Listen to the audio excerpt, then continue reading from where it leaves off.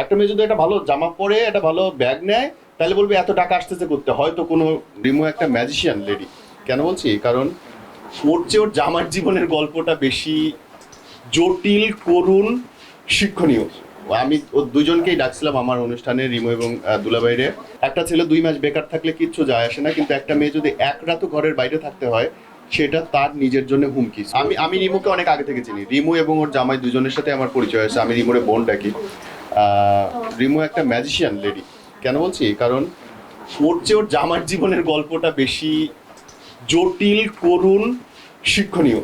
আমি ও দুজনকেই ডাকছিলাম আমার অনুষ্ঠানে, রিমু এবং দুলাভাইরে।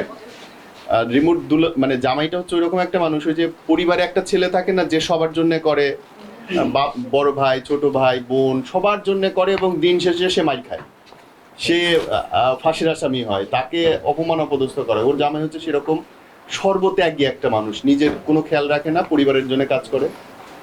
তো করতে করতে একদম সবকিছু যখন ধ্বংস হয়, যখন আর চলার উপায় নাই, তখন গিয়ে রিমু সংসারের হাল ধরে। এবং আই রেসপেক্ট হার, ওই ওই অ্যাঙ্গেল থেকে রেসপেক্ট করি, কারণ আমার মা বা আমার বউ আসলে একই রকম, এই মেয়েগুলো একই রকম। এরা সারা জীবন পরিবারের জন্য করে। দেখো, অধিকাংশ মানুষ বলে যে মেয়েরা এখন খালি টিকটক করে বেড়ায়, নট দ্যাট। যারা করে তারা করে, কিন্তু অধিকাংশ বাঙালি নারী এখনো, আমার মনে হয় 90 থেকে 80 ভাগ বাঙালি নারী স্বামী, সন্তান, পরিবার নিয়ে করে, এবং তাদের উন্নয়নের জন্যই মাথার ঘাম পায়ে ফেলে। রিমু তার একজন। আমি বলবো তোমরা ভাই সবাই ওর জন্য একটা হাততালি দাও। আমি আমি রিমুর সাথে আমার পরিচয় আরেকটা জায়গা আছে, সেটা হচ্ছে আমি নিজে আমার পেজ, আমি বলতে পারি, আমি অন্য কথা কারো কথা জানি না, আমার কথাটা জানি যে সম্ভবত বাংলাদেশে একমাত্র কন্টেন্ট ক্রিয়েটর আমি যে নারী উদ্যোক্তাদের বিনামূল্যে আমার পেজে প্রমোট করি। আমাকে আজ পর্যন্ত কেউ বলতে পারবে না যে আমি কারোর কাছে 10টা টাকা নিয়েছি, বরং আমি উল্টা তাদের চা খাই, নিজে বানা খাই, যদি রোজার দিন না হয়। সো মানে আই নো দ্য স্টোরি। কেন জানো? কারণ আমার মা আমার দুইজনকে মানুষ করছে, আমার আমার দুইটা ভাই আমার মা মানুষ করছে, এবং কি যে কষ্ট একটা মেয়ের। ধরো সে সফল হলেও বিপদ।